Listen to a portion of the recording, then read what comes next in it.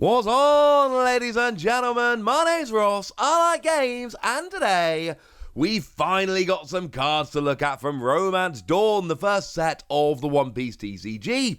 Up to now, all the cards they've shown us, they've only been from the starter decks, and that's not a bad thing, right? The starter decks look really cool, I am rather excited, but there was something a little bit weird about the fact that yesterday they went and revealed the first look at the second set, and yet we still hadn't actually seen a single card from the first set. Well, the good news is that actually yesterday, as they gave us this first look at the second set, they also showed us some cards from the first set. Of course, it is coming out, the set, on July the 22nd over in Japan, so one way or another, there's not going to be a huge wait at this stage. It's going to be, sooner rather than later, we're actually going to be able to have a good old look at the whole thing, and that's rather lovely. So, what have we got? I'm going to start off with Kaido today. Oh, I've still not watched a lot of One Piece, don't worry, I'm going to watch a bunch of it as this game comes out. I've got some video games lined up to play, and it's going to be fun. I'm going to get into One Piece. One Piece looks cool. Right now, I just think Kaido, I've arbitrarily decided I'm going to go for the purple starter deck, and it's important. Obviously, I'm going to buy them all, but at the super pre-release, most people are only going to be able to buy one from the local game store, so you've got to pick which one you want the stamped alternate art version of. I think I'm going to go Kaido. So we might as well then have a look at the Kaido from Romance Dawn. And once again, stop me if you've heard this one before, but we've got a translation from the lovely Rust Marrow over on Twitter, the hero we really needed. So what we've got here is a 10 cost, 12,000 power character, which, if I'm remembering correctly, is both the most expensive and most powerful character we've seen so far. 10 cost is huge, 12,000 power is absolutely huge. Okay, is it worth it? Well, what we've got here is on play Don -6, that is to say return 6 Don cards to your deck in order to activate the effect. If your leader is Beast Pirates, KO all other characters, which is nuts. Obviously, the Beast Pirate leader we've seen so far is Kaido. That's kind of the whole point. So yeah, this is huge. 10 cost is huge, 12,000 power is huge, but an actual board wipe? Yes. Now, the translation we've got from Rust Marrow is KO all other characters. That is to say, yours and your opponents. But the thing is, even if you're KOing your own characters here, you're left with 12,000 power Kaido on board.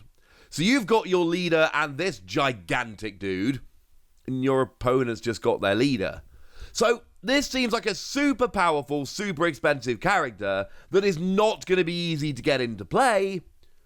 But then if you get it into play, it's basically over?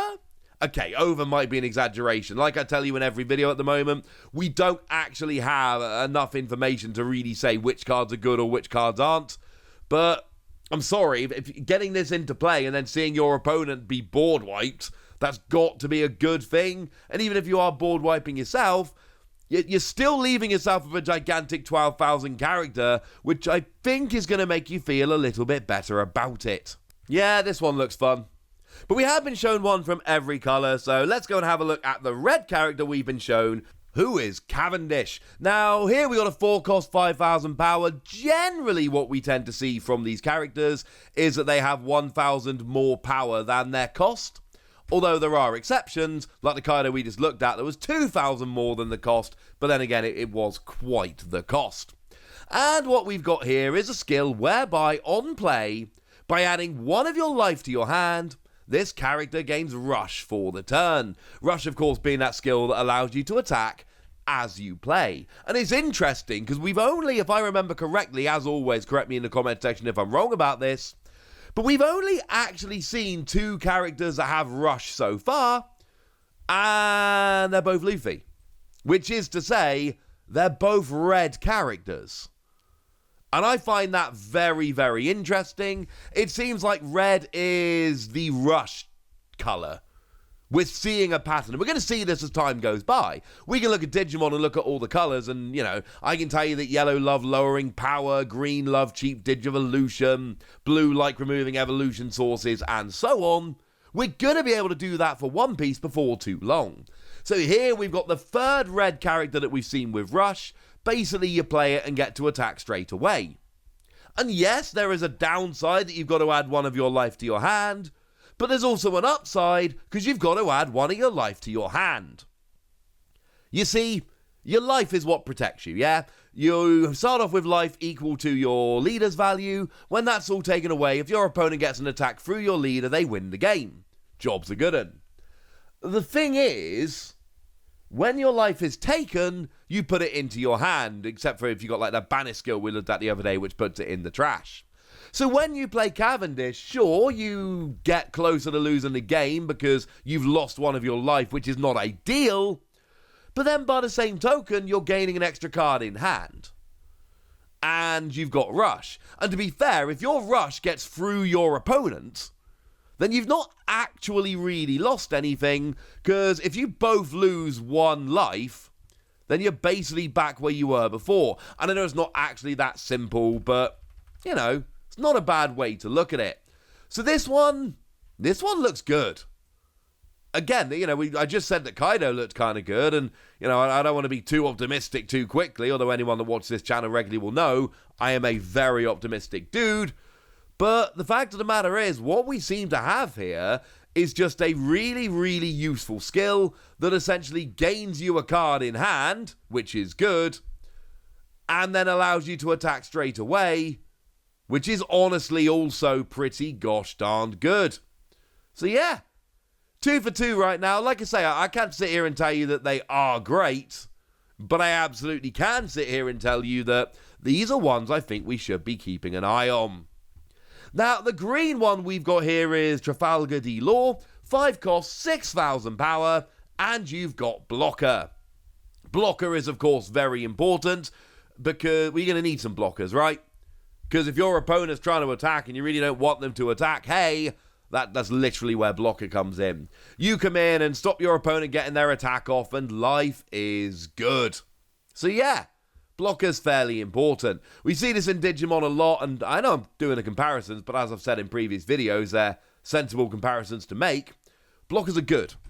Blockers stop your opponent getting attacks through that win them the game. That's a very good thing indeed.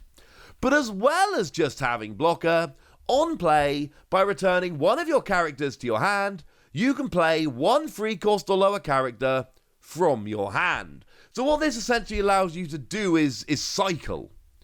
You're not really playing a free extra character, because in order to play the character, you've got to get a character off the field. But what you essentially do is return a character to hand, but then play a free cost instead. So you're essentially playing Trafalgar Law, and then swapping a character on the board for a 3 cost or lower from your hand. But bearing in mind, now we have a rule in Digimon. And the rule is, when you're playing characters for free, if play skills don't activate, it says so. And if it doesn't say so, you assume play skills activate. This is another Bandai game. They're following Digimon closely in many ways. I'm assuming that's the same deal here. What that means is, not only do you get to swap a character on your field for a character in your hand, but you also get that play skill as well, unless we get some ruling telling us the contrary, which is actually going to be really, really big. I know I'm being very optimistic, and I know we don't have enough information to really make lots of sweeping statements about how good Cards is, but I'm sorry, this is another one that just looks really good.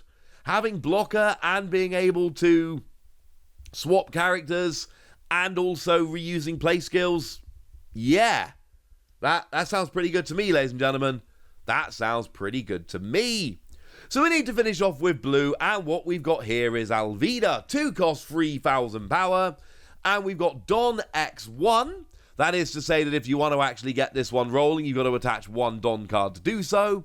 And what we've got here is, when attacking, by discarding one card from your hand, you can return up to one 3 cost or lower enemy character to its owner's hand. So what we've got here is a bunch of disruption. And it's fairly weak disruption, but it's also a fairly cheap character. So that shouldn't be particularly surprising. You know, you were never going to get a board wipe on a 2-cost character. Yeah, sure, Kaido's way more disruptive than Alvida here, but then again, it's also 5 times the cost. So yeah, that kind of makes sense. Here, it's quite nice. Against decks that are playing smaller characters, or in the early game when generally weaker, smaller characters are on the board, this can really help. Of course, returning a character to your opponent's hand might mean they can replay it, might get a nice play skill out of it, so you got to be careful along those lines, but still, this one seems kind of cool. Bit more muted compared to the others. Oh no, wait! Because you've also got counter plus 2,000 power. Now, it's the only one of the 4 characters we're looking at here that does have counter, and generally speaking, we don't see 2,000 power on counters very much. A load of the ones I've been showing you so far have been like 1,000 power in terms of counters, so yeah. That's kind of interesting to me, honestly, ladies and gentlemen. That's kind of interesting. So there we go. 5 cards, and I think at this stage it's fair to say these look pretty gosh darn good. I like these. Like I say, they're all from Romance Dawn. They are just general cards. What is important to note, and I should have told you this as we were going through, what we've basically got are commons in terms of your red and blue cards, but then your green and purple here are actually listed as SR, which I think is super rare, but there's nothing in the design of the card to show us that. You know, over in Digimon, your super rare are all hollow and all of that, so these are renders, not scans. So don't read too much into it, but I do think that's kind of interesting. For now, ladies and gentlemen, I want to know what you think about these 4 cards, so let me know in the comment section. Go nuts! Be nice! And then make sure you like this video, subscribe to this channel, follow me on Twitter at TheWasi. That's where we talk One Piece and a whole bunch of other card games. And please do consider checking out patreon.com/PTCGradio, where you can support the channel, get some bonus podcasts, and all kinds of fun things. But by far, the most important thing as always, look after yourselves till next time, would ya? Thank you very much for watching. My name's Ross, and you've been watching Wasi Plays.